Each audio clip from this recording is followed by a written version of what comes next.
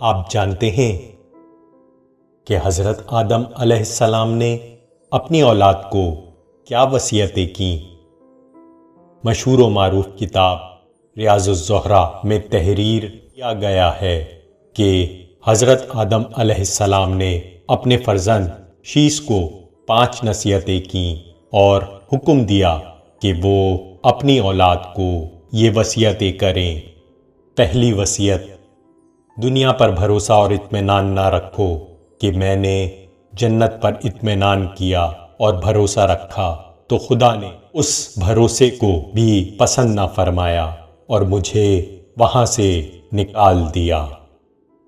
دوسری وصیت: عورتوں کی خواہش پر مت چلو، میں نے عورت کی خواہش پر عمل کیا اور درخت سے کھا کر پچھتایا۔ تیسری وصیت: جو کام بھی کرنا چاہو پہلے اس کے انجام کے بارے میں سوچ لو، کیونکہ اگر میں نے بھی انجام کار کے بارے میں سوچا ہوتا تو جنت میں ہی قیام کرتا اور مصیبت سے دوچار نہ ہوتا۔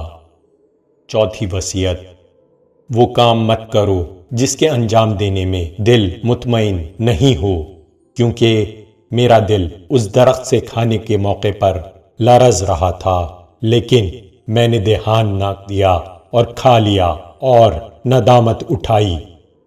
پانچویں وصیت: اپنے کاموں میں مشورہ کرو، کیونکہ میں نے بھی ملائکہ سے مشورہ کیا ہوتا تو مشکل میں گرفتار نہ ہوتا اور جنت میں سکون بھری زندگی میں رہ رہا ہوتا، جی رہا ہوتا۔